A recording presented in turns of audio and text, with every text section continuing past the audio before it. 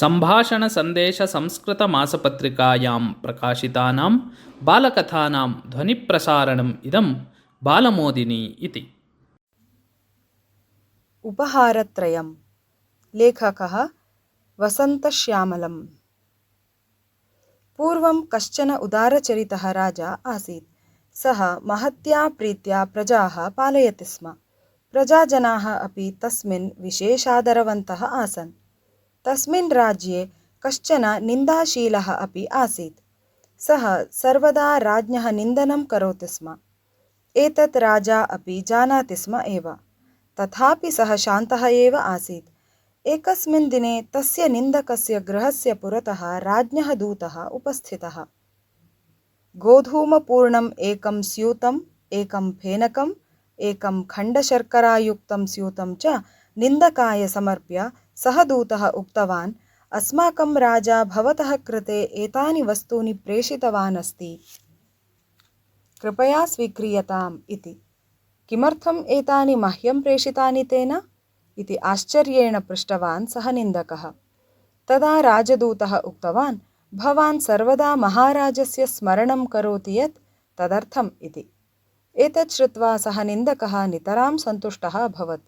सः चिन्तितवान्, मम योग्यताम् अभिज्ञाय आदरार्थम् एतानि वस्तूनि महाराजेन प्रेषितानि इति।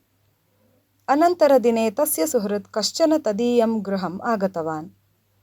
राज्ञा प्रेषितानि वस्तूनि तस्मै प्रदर्श्य सः निन्दकः दर्पेण उक्तवान्, दृष्टं खलु भवता, महाराजः अपि मम स्नेहं प्राप्तुम् इच्छति, अतः एव तेन एतानि वस्तूनि उपायनरूपेण मह्यं प्रेषितानि इति।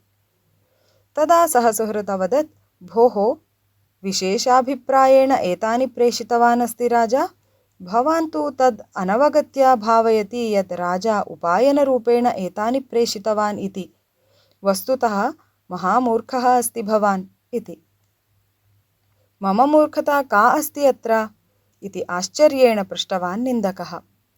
एतद् गोधूमचूर्णः भवतः बुभुक्षायाः निवारणार्थम्। आतृप्तिभुक्तं चेत् निद्रा प्राप्यते। तदवसरे निन्दाकार्यं न प्रवर्तेत। फेनकं च भवतः दुर्गन्धयुक्तस्य शरीरस्य शुद्ध्यर्थम्।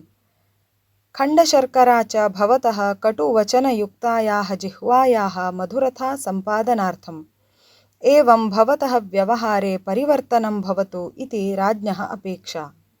एतत् श्रुत्वा सः निन्दकः स्वस्य व्यवहारं स्मरन् महतीं लज्जाम् अनुभूतवान्। ततः आरभ्य सः स्वस्य निन्दनस्वभावं परित्यक्तवान्।